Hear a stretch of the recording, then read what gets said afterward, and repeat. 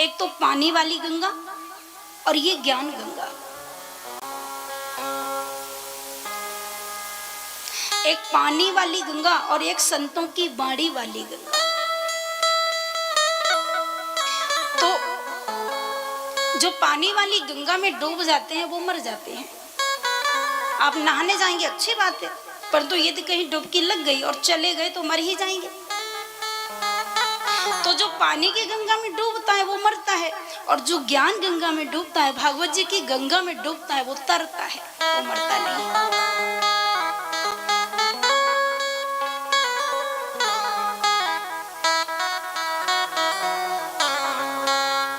और पानी की गंगा कहीं कहीं आपको मिलेगी, परंतु ये संतों की बाड़ी की गंगा आज भारत के हर कोने में।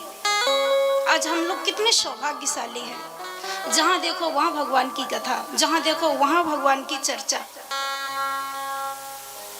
यही हमारा कल्याण का साधन है। तो इस ज्ञान गंगा में जो डूबता है वही तरता है। इसलिए इसको बताया है कि भागवत कथा क्या है। भागवत कथा निगम कल्पतरोर गलितम,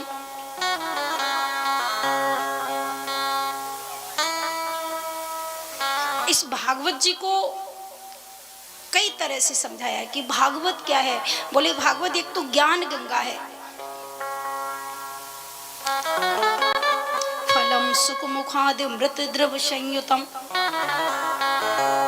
पिबत भागवतम ऋष्यमालयम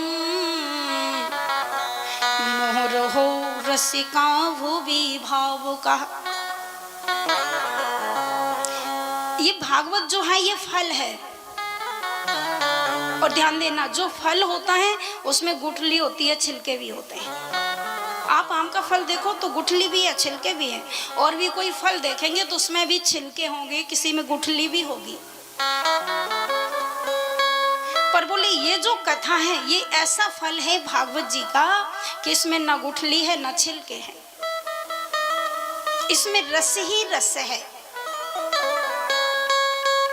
इसलिए इसको बताया कि पीबत भागवतम रसमालयम, इसको पी जाओ, पी जाओ। किसी ने पूछा कितना पिए, तो सुखदेव जी कहते हैं मुँह रहो रसिका भुवि भावुका। अरे भावुक जन, अरे प्रेमी जन, बार बार पियो, 1000 बार पियो और पीते रहो।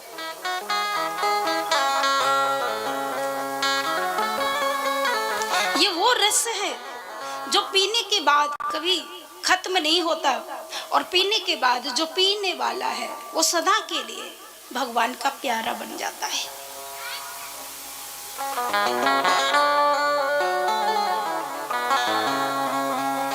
तो ये इसमें वो रस है, और इसको पिलाने वाला कौन है? सुखदेव जी। ब्रह्मा जी के 4 पुत्र शनकादिक ऋषि, मैत्रेय जी, श्री व्यास जी और स्वयं विष्णु भगवान। भागवत कथा को 5 बार सुनाया गया, ध्यान देना। 5 बार ये भागवत कथा विशेष रूप से सुनाई गई, और सबसे पहली बार विष्णु भगवान ने ब्रह्मा जी को सुनाई।